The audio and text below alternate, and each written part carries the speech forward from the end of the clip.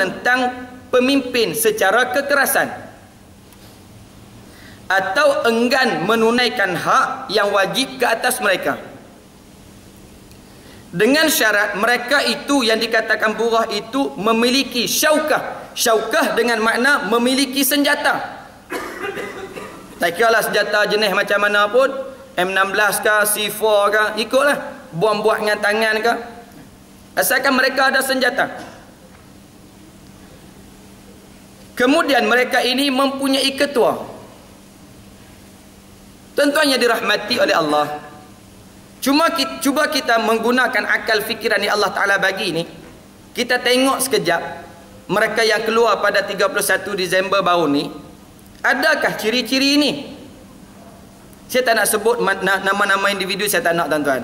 Saya nak bagi penjelasan tentang apa disebut dalam kitab fiqh itu je, tuan-tuan. Ya, mereka yang keluar, tuan-tuan, ada mereka bawa senjata. Mereka datang ke Kuala Lumpur, mereka bayar tol. Betul tak? Yang tak naik kereta, naik LRT, mereka bayar tambang. Yang tak naik LRT, mereka naik bas, mereka bayar tambang. Yang naik kereta api, mereka bayar tambang. Yang naik teksi, mereka bayar tambang. Itu yang wajib ke atas mereka. Hak yang wajib ke atas mereka untuk mereka tunaikan. Mereka duduk di sini, mereka bayar cukai. Macam tuan-tuan bayar cukai. Habis itu atas alasan apa kita nak mengatakan bahawa mereka ini tergolong di kalangan burah dan halal darah mereka? Bayangkan, tuan-tuan, kalaulah pandangan, kenyataan ataupun fatwa itu dikeluarkan sehari ataupun 2 hari sebelum 31 Disember. Bayangkan apa yang akan terjadi. Apa yang akan terjadi? Mungkin akan berlaku pertumpahan darah. Lalu dikatakan bahawa orang memaklumkan kepada individu ini bahawa yang keluar itu nak menggulingkan kerajaan. Tuan-tuan, dimaklumkan. Baik. Kalau dimaklumkan, maka apabila dimaklumkan sedemikian rupa, maka dia merujuk kepada suratul Hujurat ayat yang ke-9. Baik. Kalau dikatakan dimaklumkan, kalau kita kata dimaklumkan, maknanya ada pihak bagi tahu kepada kita. Betul? Ada pihak bagi tahu kepada kita. Baik.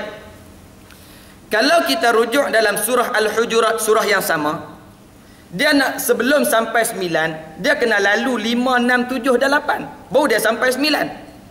Betul tak? Takkan dia 1, 2, 3, 4, 9, 10. Tu tak betul. Itu tak pandai kira. Dia nak sampai 9, dia kena lalu dulu 5, 6, 7, 8, baru 9. Sebelum sampai ayat yang ke-9, cuba baca ayat yang ke-6. Kenapa tidak rujuk ayat yang ke-6? Ayat yang ke-6 Allah Ta'ala sebut, ya ayyuhalladzina amanu in ja'akum fasiqun binaba'in fatabayanu. Wahai orang-orang yang beriman, apabila datang kepada kamu orang yang bawa berita, in ja'akum fasiqun, orang yang bawa berita itu fasik. Fasik ni, tuan-tuan, yang lazim tinggal sembahyang pun boleh tergolong di kalangan orang yang fasik.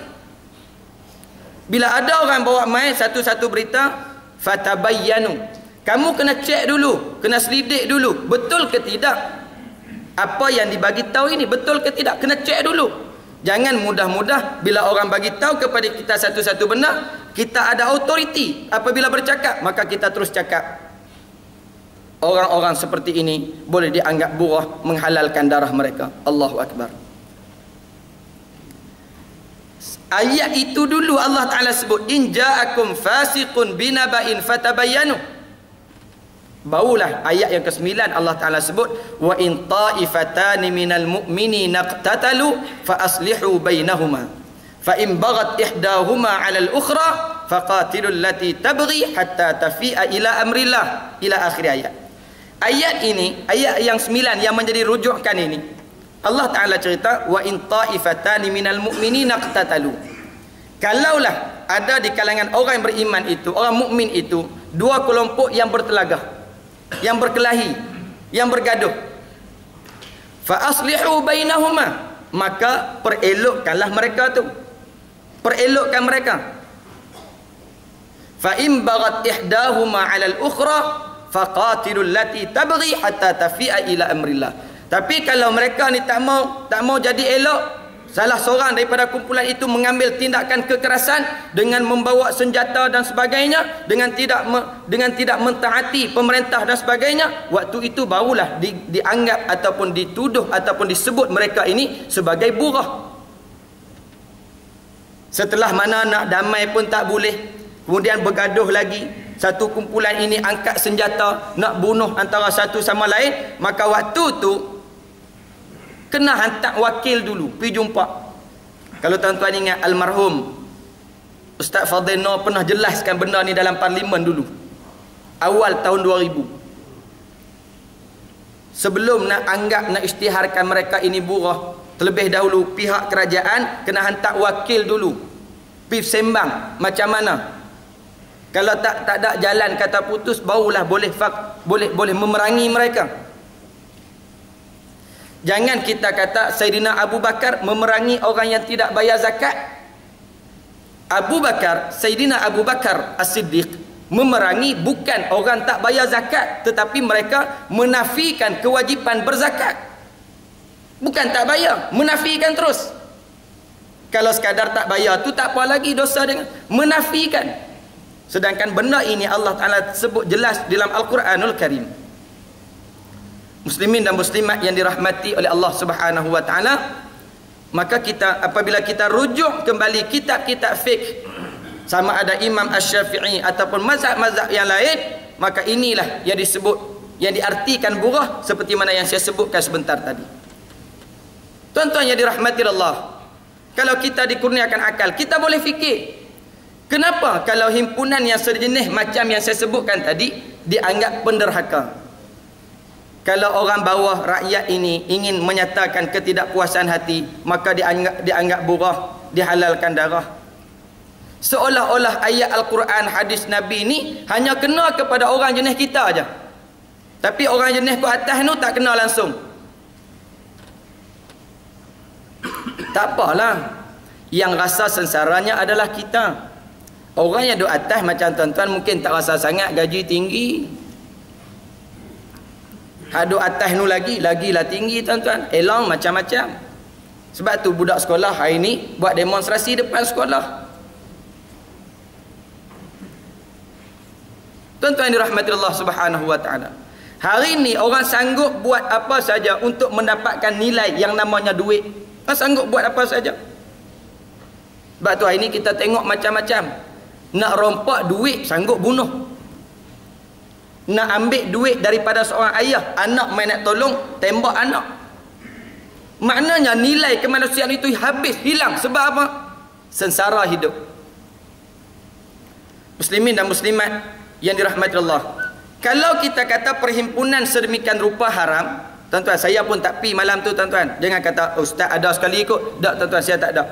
Malam tu saya ada forum di tempat saya tak pi. Cuma kita agak sedih lah bila dengar macam ni. Kalau kita nak katakan macam tu haram, penderhaka dan sebagainya, kenapa kita tidak ambil jalan yang sama kepada himpunan-himpunan yang terang-terangan bercanggah dengan syariat Allah? Contoh K-pop dulu. Ni hak orang perempuan pakai ni. Kalau aku duduk bawah pun nampak.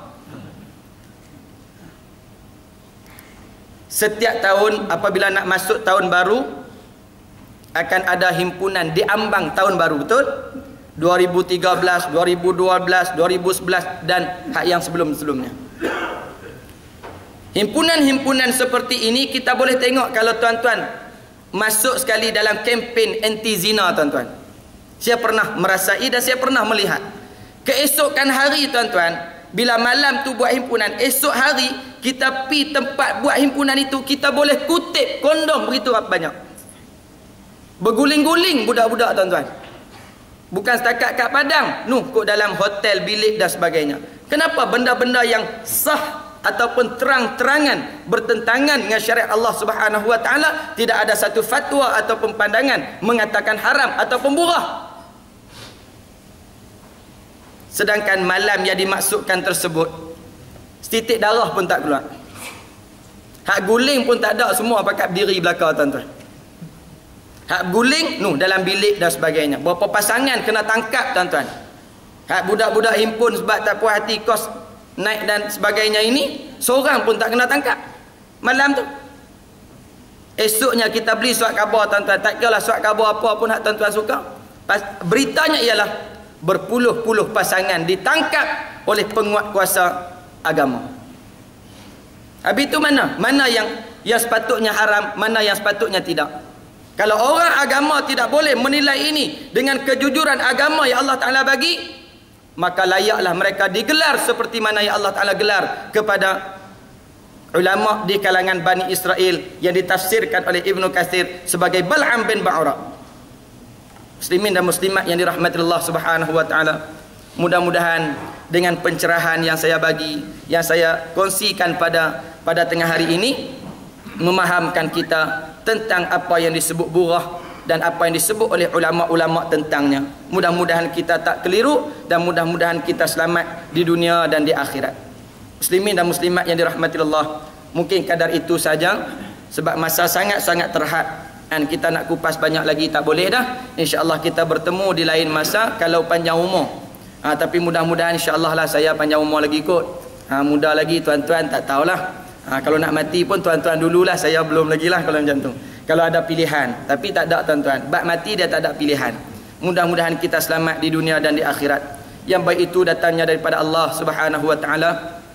Yang lemah yang kurang daripada kelemahan diri sendiri. Saya nak sampaikan salam daripada Ustaz Taib Azzamuddin. Saya on the way ke sini tadi tuan-tuan, and dia telefon saya, dia bagi tahu dia duduk di IGN. Itu dah sakit dah. Kemudian dia renew balik. Esok malamnya dia akan kuliah di tempat saya. Cuma dia pesan satu benda, kalau boleh, kalau ustaz tak segan, dia kata tolong umumkan sikit pusat tarbiyah harakiyah di Kuala Ketil Baling yang dia asaskan. Dia dah tak jadi ahli parlimen dah. Dia ulang kuliah dengan buka pusat pengajian di Kuala Ketil Kedah, dan untuk kegunaan dakwah-dakwah yang lain, maka tuan-tuan boleh infak dan boleh beri sumbangan tersebut di belakang sana. Aqulu qawli hadza wa astaghfirullahal azim li wa lakum wa lisairil muslimina wal muslimat wal mu'minina wal mu'minat fastaghfiruh innahu huwal ghafurur rahim. Bismillahirrahmanirrahim. Allahumma ja'al jam'ana hadza jam'an marhuma. Ya Allah, jadikanlah pertemuan kami ini pertemuan yang mendapat rahmat-Mu. Wa tafarruqana min ba'dihi tafarruqan ma'suma. Jadikanlah perpisahan kami selepas ini perpisahan yang terhindar daripada dosa. Allahumma rzuqna ilman nafi'an ya karim. Ya Allah, kurniakanlah ilmu yang bermanfaat kepada kami. Allahumma rabbana atina fid dunya hasanah. Wahai Tuhan, jadikanlah hidup kami ini di dunia ini baik. Wa fil akhirati hasanah, dan baik juga di akhirat nanti. Wa qina adzabannar, dan jauhkanlah kami daripada azab api neraka. Wa sallallahu ala sayidina Muhammad wa ala alihi wa sahbihi wa baraka wa sallam. Walhamdulillahi rabbil alamin. Wassalamu alaikum warahmatullahi wabarakatuh.